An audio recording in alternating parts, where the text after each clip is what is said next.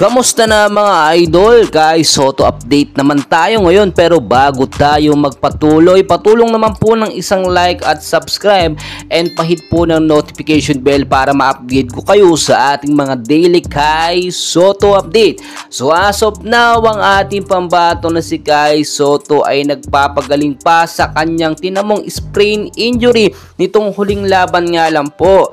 At ang inaabangan natin ngayon na posibleng hindi malaruan ni Kai Soto ay etong Japan Emperor's Cup na gaganapin nga po bukas.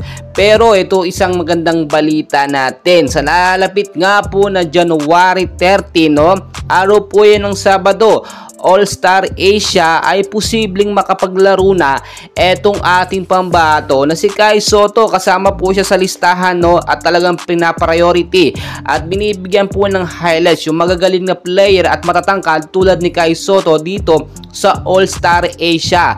Pero ayon na rin po sa head coach ng Yokohama ay kino-consider pa rin po nila ang kalagayan ng ating pambato na si Kai Soto. Kung ang kalagayan ba ng kanyang sprain injury ay hindi na malalain, so pwede nang maglaro.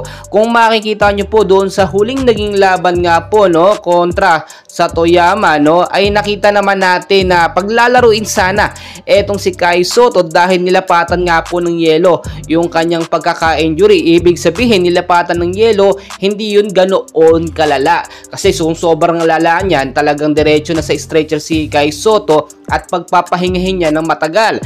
Inaasahan din po natin sa susunod na mga laban nga po ng Yokohama ay makakapaglaro 100% na etong ating pambato na si Kai Soto, which is sa January 17 pa nga po yon. So may ilang araw pa na pagpapahinga at pagpapagaling, pagpapalakas itong si Kai Soto para makapaglaro.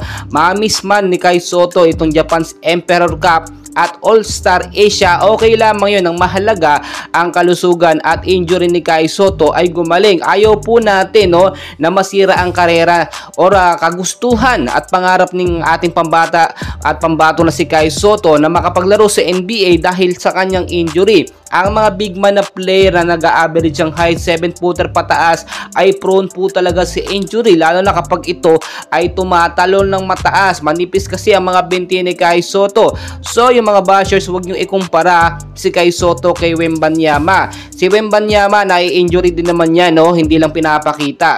Si Kai Soto natin talagang focus yan, talagang lagi yung binabantayan ng mga Filipino fans, kaya konting injury lang ay pinupuna na agad. Well guys, napakarami pa nating kaganapan na dapat abangan sa ating pambato na si Kai Soto. So manatili lamang po tayo at suportahan ng ating pambato, and please guys, pasuporta naman ng isang like at subscribe at para ma-update ko kayo sa ating mga daily Kai Soto update.